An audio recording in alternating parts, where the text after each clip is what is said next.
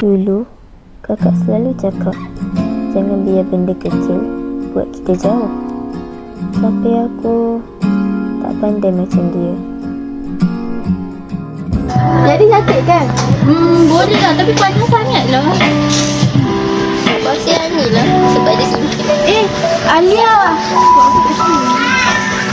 Aku ingatkan korang tak datang. Kot-kot lah lupa kawan lah kan. Relax lah, kita jalan ni beli barang ni kan nak lembang-lembang. Tak tahu lah, tiba-tiba korang dah datang rasa panas. Tak apa nak, Alia tu kita cepat ni. Papi, jom kita ikut kita. Pergi ikut dia. Jom lah.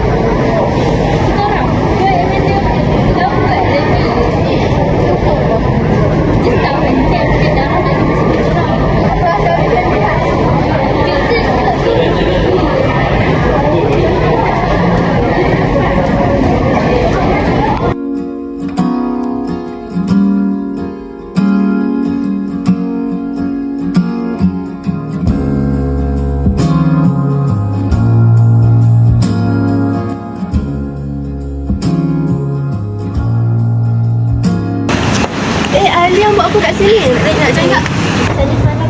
Semalam puasa Beta tak mention sebab manusia kan tak perfect kan. Jadi maybe dia pun macam hai.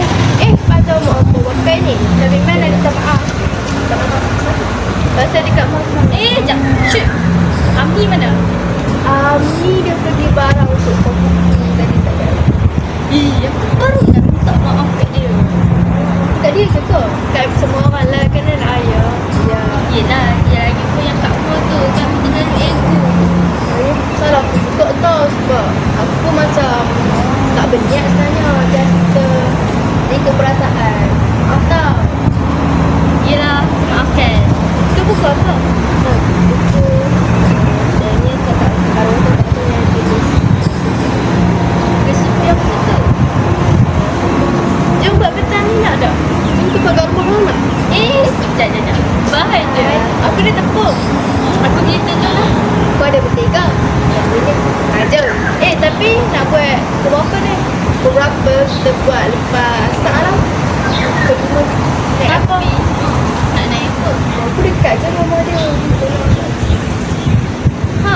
Aku order Grab lah.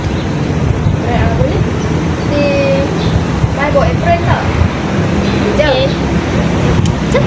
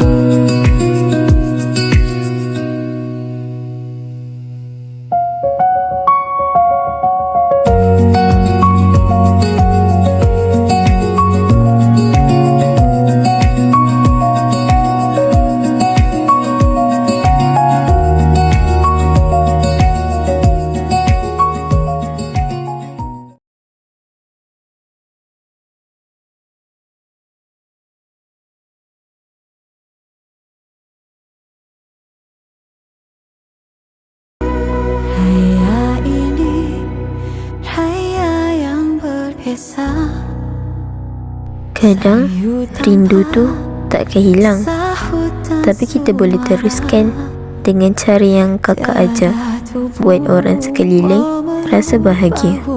Harumnya tanganmu, hanya Tuhan yang tahu betapa aku rindu.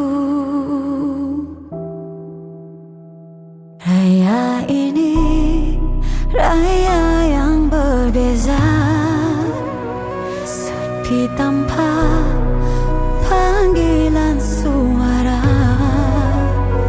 Tiada lagi terasa suapan ikhlas jarimu, hanya Tuhan yang tahu betapa aku rindu.